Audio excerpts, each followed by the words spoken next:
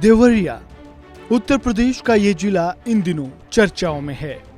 देवरिया के फतेहपुर गांव में एक ही परिवार के 5 सदस्यों का कत्लेआम किया गया। इस घटना के सामने आने के बाद पूरा देश हिल गया है।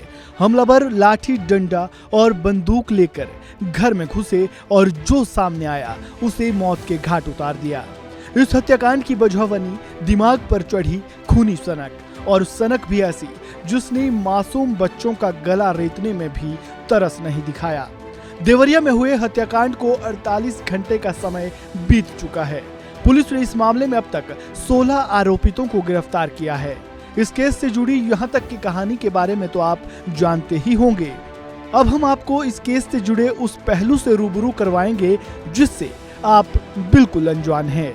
देवरिया के फतेहपुर में जिन लोगों को मौत के घाट उतार दिया गया, पुलिस ने उनके खिलाफ ही हत्या का केस दर्ज किया। जी हाँ, पुलिस ने मरने वाले 6 लोगों के खिलाफ मामला दर्ज किया है। पुलिस ने मृतक सत्य प्रकाश दुबे, उनकी पत्नी, 10 साल की मृतक बेटी नंदनी और 15 साल के बेटे गांधी को प्रेम यादव का हत्या आरोपी बना दिया। अब सबसे बड़ा सवाल ये है कि क्या 10 साल की बेटी और 15 साल का बेटा किसी की हत्या कर सकते हैं? वहीं अगर पूरे घटनाक्रम पर नजर डालें तो देवरिया के रुद्रपुर थाना क्षेत्र के फतेहपुर गांव के लेहड़ा टोला में 2 अक्टूबर की सुबह 6 बजे कत्लेआम किया गया। सबसे पहले पूर्व पंचायत सदस्य प्रेम यादव की पीट कर हत्या कर दी गई।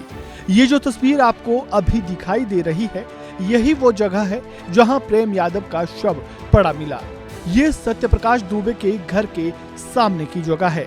जैसे ही प्रेम यादव की हत्या की खबर उसके परिवार को मिली तो यादव परिवार ने बदले की आग में सत्य प्रकाश दुबे, उनकी पत्नी किरण, बेटी सलोनी, बेटी नंदनी और 15 साल के बेटे गांधी को मौत के घाट उतार दिया। वहीं पोस्टमार्टम रिपोर्ट के मुताबिक सत्य प्रकाश दुबे और उनके परिवार की बेरहमी से पिटाई की गई। सभी के शरीर में 50 से ज्यादा चोट के निशान मिले। सिर पर भारी चीज से मारने के निशान हैं। सत्य प्रकाश, उनकी पत्नी और 18 साल की बेटी सलोनी को पीटने के बाद गोली मारी गई। वहीं 10 साल की मासूम नंदिनी और 15 साल के मासूम गांधी का गला रेता गया। 8 साल के मासूम अनमोल को भी लगभग मार ही दिया था, लेकिन उसकी सांस चलती रही। हत्याकांड के बाद गांव में दहशत का माहौल है।